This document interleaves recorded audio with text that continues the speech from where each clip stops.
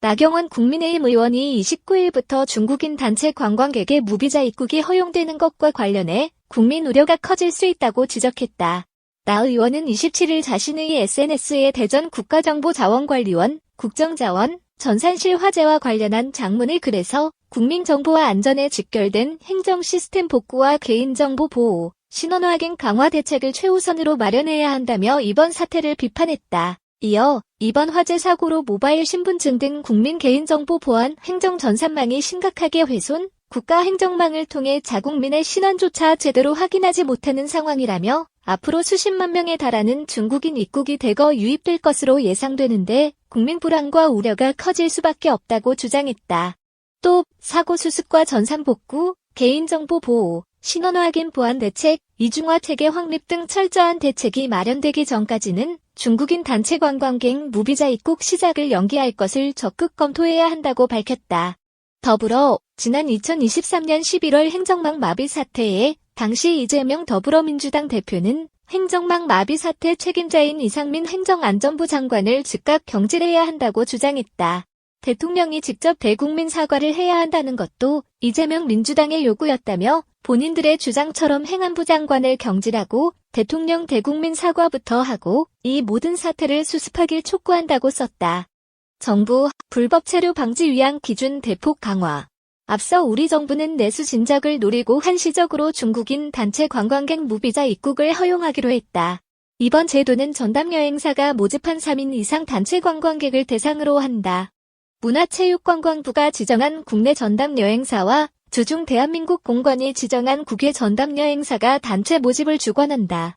무사증으로 입국한 관광객은 최대 15일간 대한민국 전역을 여행할 수 있다. 정부는 불법 체류 방지를 위해 전담 여행사 관리 기준을 대폭 강화했다.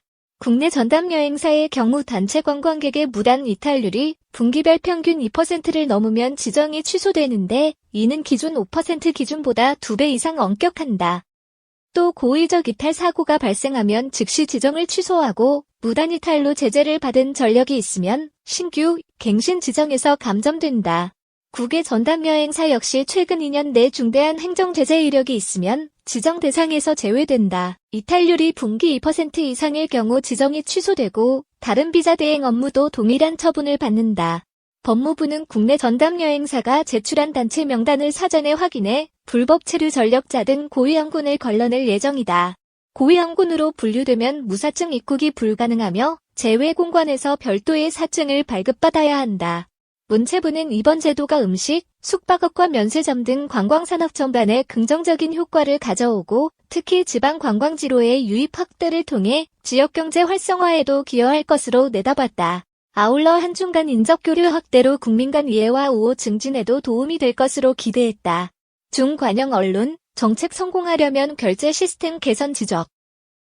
중국인 단체 관광객 무비자 입국의 일주일여 앞둔 지난 21일 관영 영문 매체 글로벌 타임스는 한국이 이번에 중국인 단체 관광객을 위해 비자 면제 정책을 도입한 것은 이가치 있는 시장, 중국에서 더 큰 비중을 확보하기 위한 것으로 보인다며 중국인 단체 관광객의 대규모 유입은 호텔, 외식, 쇼핑, 교통 등 한국의 많은 연관 산업의 활성화를 직접적으로 견인할 것이라고 전망했다.